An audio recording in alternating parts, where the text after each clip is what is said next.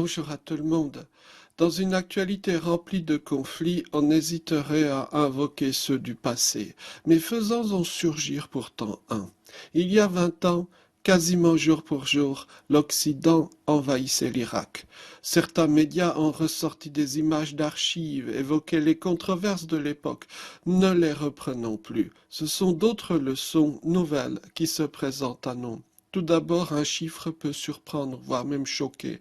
Oui, 20 ans seulement. Et pourtant, on jurerait que l'invasion de l'Irak est si ancienne, quelque part entre Napoléon et Hitler. Et pourtant, ce qui a occupé la une de tous les médias de la Terre pendant des mois et des mois, qui a mobilisé et fait frémir les esprits les plus illustres, les esprits les plus dominants, ce qui a fait les conversations du quotidien, tout cela est affreusement désuet après simplement 20 ans. Les grands noms de ces événements, ceux que l'on haïssait ou qu'on vénérait, les Rumsfeld, les Powell, autour desquels tourbillonnaient les théories et qui semblaient incarner l'esprit du monde pour tenter de pasticher Hegel, tout cela ont rejoint le silence du tombeau et sont partis, je dirais même dans l'indifférence, en 20 ans seulement, et ce avec les meilleurs soins de santé que la science humaine puisse procurer. Qui se souvient encore d'eux parmi les jeunes d'aujourd'hui? D'autres, les Bosch, les Villepin, les Blair, sont désormais d'invisibles survivants d'un monde disparu.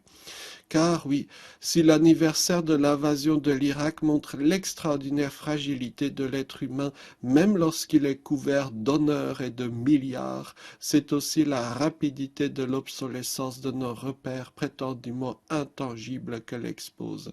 Régime, gouvernants, controverses, tout cela tombe dans les poubelles bien plus promptement qu'on n'oserait le croire. Mieux, aujourd'hui, même les tout-puissants appareils de diffusion de propagande militaire semblent avoir laissé tomber la question de la guerre en Irak.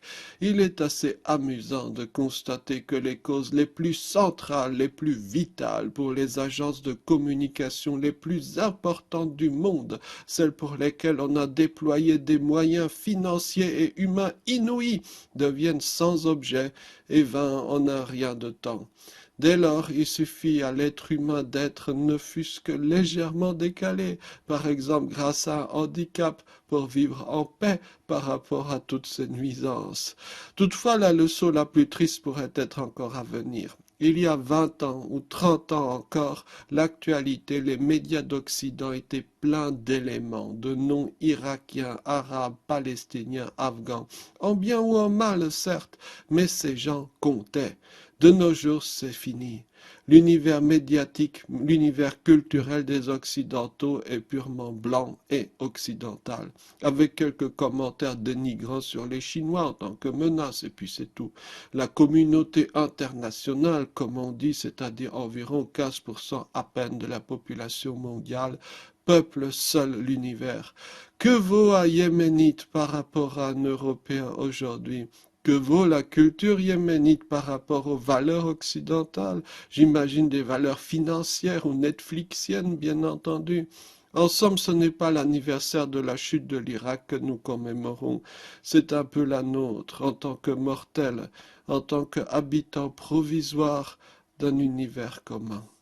Merci beaucoup, à bientôt.